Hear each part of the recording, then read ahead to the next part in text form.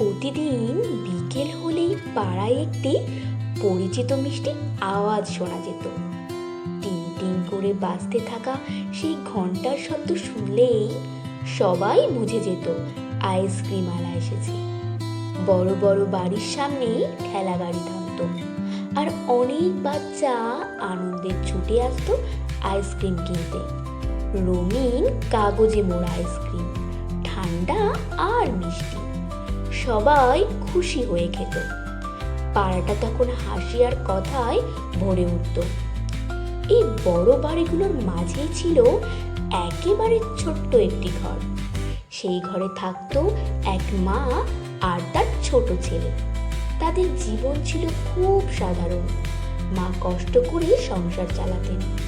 অনেক সময় নিজের খাওয়া ঠিক মতো হতো না। আইসক্রিম, খেলনা বা নতুন জামা এসব তাদের জীবনে খুব কমই আসতো। তবুও মা ছেলেটাকে আগলে রাখতেন যত্ন আর ভালোবাসা দিয়ে। ছোট ছেলেটার খুব ইচ্ছে হতো আইসক্রিম খেতে।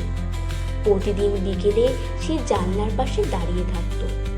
দূর থেকে তাকিয়ে দেখতো আইসক্রিম আলাকে, দেখতো অন্য বাচ্চাদের খুশির মুখ। তার চোখে তখন স্বপ্ন আর ইচ্ছার ঝিলিক দেখা যেত। কিন্তু সে জানতো মায়ের কাছে অত টাকা নেই, তাই সে কখনো বাইরে যেত না, কিছু চাইতো না, শুধু চুপচাপ জানলার ফাঁক দিয়ে তাকিয়ে থাকতো। আইসক্রিম আলাটি একদিন বিষয়টা খেয়াল করলেন।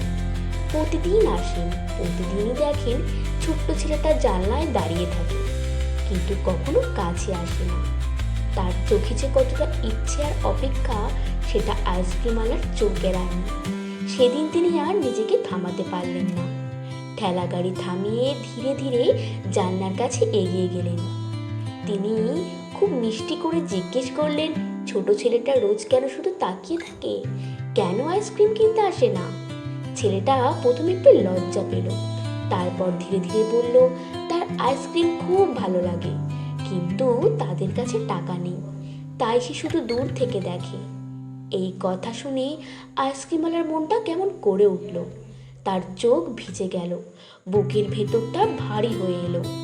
আইসক্রিমওয়ালাটি হাসি মুখে বললেন, আজ থেকে যেদিন ইচ্ছে ছোট ছেলেটা আইসক্রিম খেতে পারবে, এর জন্য কোনো টাকা লাগবে না।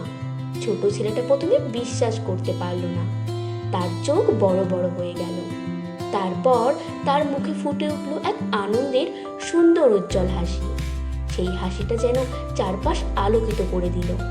সেদিন থেকে ছোট ছেলেটা শুধু আইসক্রিমের স্বাদই পেল না, পেল ভালোবাসার স্বাদও। আর আইসক্রিম আলা পেল এক গভীর মানসিক শান্তি।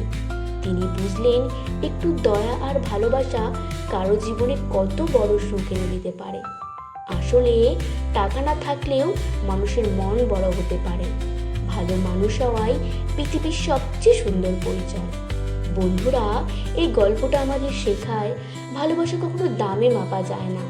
সামান্য একটু ভালোবাসা, একটু বিনামূল্যের হাসি হয়তো কারো জীবনের শ্রেষ্ঠ উপহার হয়ে উঠতে পারে।